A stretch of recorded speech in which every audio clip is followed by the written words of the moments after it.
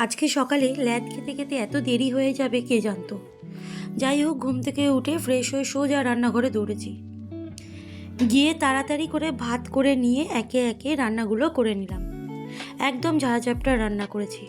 ভেটকি মাছ দুটো এনেছি, কারণ আমি আর বাবা মাংস খাবো, মা তো মাংস খায় না, মানে চিকেন খায় না।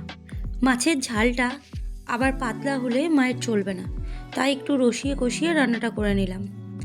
আর এদিকে দেখো, আমার নাড়ু আরও আছে 5 জন, মানে টোটাল মিলিয়ে 5 জন।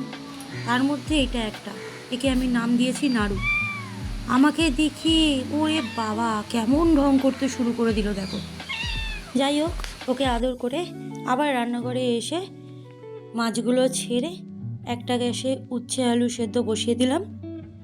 আর একদিকে চিকেনে যে আলুটা দেব সেটা ভেজে নিলাম সামান্য নুন আর হলুদ দিয়ে। তো আজকের ফুল রেসিপি হলো উচ্ছে আলু ভাতে, ভেটকি মাছের ঝাল আর মাংসের পাতলা ঝোল। অন্যদিন চিকেনটা আমি গ্রেভি টাইপ করি, বাট আজকে একটু ঝোল ঝোল করেছি। তারপর খাওয়া দাওয়া করে একটু রেস্ট নিয়ে রান্নার কাছে চলে গেলাম। গিয়ে দেখি ও সুন্দর একটা কালারফুল ড্রয়িং করেছে হোলি পারপাসে। তারপর একটা প্রসেশন ছিল, ওটা দেখতে চলে গেছিলাম। ঠাকুরের সামনের লোকগুলোকে দেখে ভাবো জাস্ট ঠাকুরটা কত বড় হতে পারে, মানে সাইজটা তুমি শুধু দেখো তোমরা, উফ, চোখ প্রাণ একেবারে যেন জড়িয়ে যায়।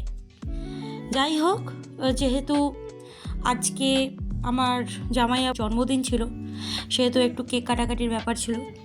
ওখানে কেক ফেক কেটে তারপর একটু স্ন্যাক্স খেয়ে আবার বাড়ি চলে এসেছিলাম।